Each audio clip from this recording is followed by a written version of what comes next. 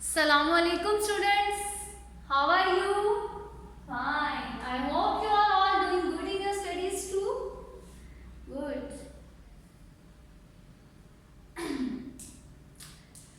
जी students, कल हमने क्या पढ़ा था? Who will tell me? Who will revise the lesson of tomorrow?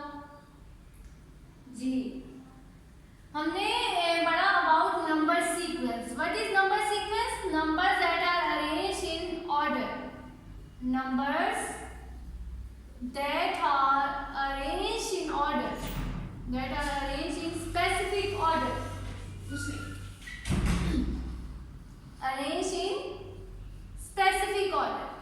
अब ये specific order को हमने define किया था, इसको एक special name दिया था और वो क्या था?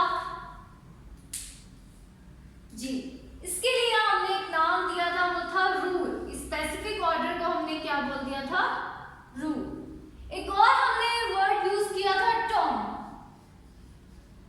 The numbers elements of a sequence are called its term.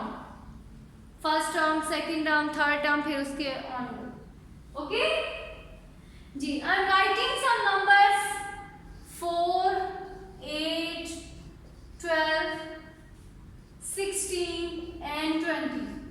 What is this? G. This is a number sequence. क्या है ये? Number sequence. What is its first term? 4. Very good. What is its fifth term? 20. Good. And what is its third term? 12. 4 is first term, second term, third term, fourth term, and the last one is fifth term. Okay? What is the rule for this sequence? अब हमने इसके लिए rule को भी define करना है. What is the rule for this sequence? देखें 4 में हमने क्या ऐड किया कि हमारे पास 8 आ गया, प्लस किया हमने 4, फिर 8 में हमने क्या ऐड किया कि 12 आ गया, plus 4. So the rule is for this sequence is start with 4 and then add. Rule for this sequence is start with 4 and then add. And then add 4 to each term. ये किया ना हमने, start with 4 and then add 4 to each term to complete the sequence. Okay? तो उसी को continue करते हुए आज हम कुछ और सीक्वेंस सीखेंगे. उनके लिए हमने रूल स्पेसिफाई करना है और उनकी टर्म्स भी कुछ फाइंड आउट करेंगे.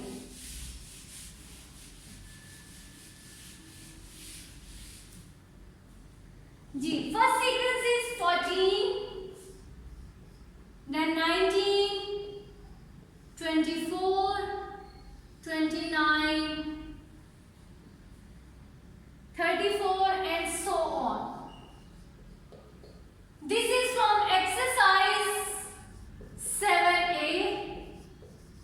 Question number 1, part A. And the question is, for each of the following sequences, state a rule and write down the next two terms. हमने इसके लिए एक रूल भी बताना है and find out the next two terms. ठीक है? आपने find out करना है rule and next two terms. अब अगर हमें रूल पता चल जाए तो next two terms तो find out करना no problem for us. ऐसे ही है? So सबसे पहले हमने देखा कि सबसे पहले हम चेक करेंगे by adding some number. Addition हो रही है, इसमें कुछ ऐड करके हमें नेक्स्ट टर्म मिल रही है. अगर एडिशन फेल हो जाए तो फिर हम सब्ट्रैक्शन पे मूव करेंगे. अगर सब्ट्रैक्शन भी फेल हो जाए तो हम मल्टीप्लिकेशन पे मूव करेंगे, देन डिवीजन और कुछ और वगैरह. ठीक है? तो फर्स्ट टर्म इज 14. अब आप चेक करें कि 14 और 19 में कितना डिफरेंस है. 19 - 14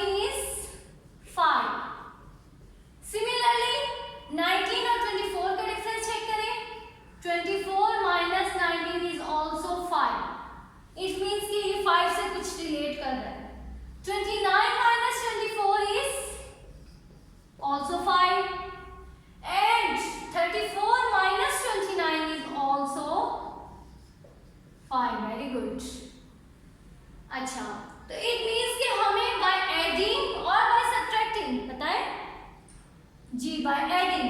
By adding 5 we get next term. So आप इस रूल को कैसे लिखेंगे? Start with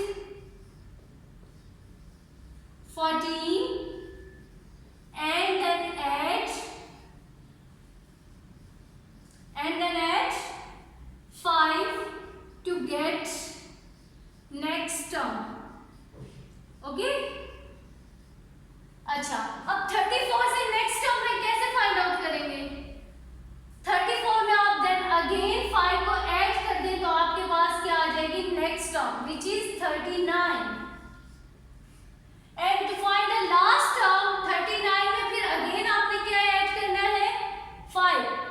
39, 40, 41, 42, 43 and 44. So the last term is 44. Is it clear, students? One more thing that I want to clear is that कि आप इस पूरे रूल को इस तरह लिखने की बजाय आप एक टेबल ड्रॉ कर लें. फॉर एग्जाम्पल आपने अपनी कॉपी पे टेबल ड्रॉ कर लिया है. टेबल लाइक इस तरह से ये आपने लिखा. यहां आपने लिखा सीक्वेंस. ठीक है. लाइन ड्रॉ की. Rule. Line draw की next two terms. Next two term. Okay? अब हमने क्या किया? सीक्वेंस लिख लिया first. First sequence is 14, 19, 24 and up to so on. Rule इसके लिए हमने क्या किया है? Add 5. प्लस 5 लिख दें या फिर आप लिख दें add 5. And the next two terms are 39 and 44. Okay? इसी तरह हम नेक्स्ट सीक्वेंस देखते हैं. 80, 72,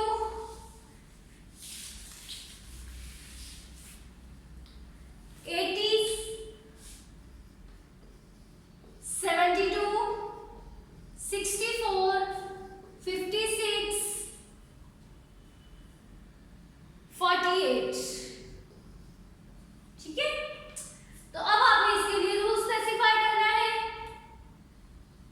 80 and 72. अब ये तो डिक्रीज हो रहा है ना. 80 है, फिर 72 है, 64 है, 50 छोटा होता जा रहा है. अगर इंक्रीज होता जाता है तो इट मींस हमें से क्लियर हो जाता है कि ये या तो ऐड हो रहा है या फिर मल्टीप्लाई हो रहा है. अब यहाँ आपके पास 80 है, देन 72, 64, 56 एंड देन 48. डिक्रीज होते जा रहा है. तो आपके पास दो ऑप्शंस हैं. या तो आप ये चेक करेंगे ये डिवाइड तो नहीं हो रहा कहीं, या फिर आपके पास ये कोई नंबर सब्ट्रैक्ट कर रहा होगा इसको. सो 80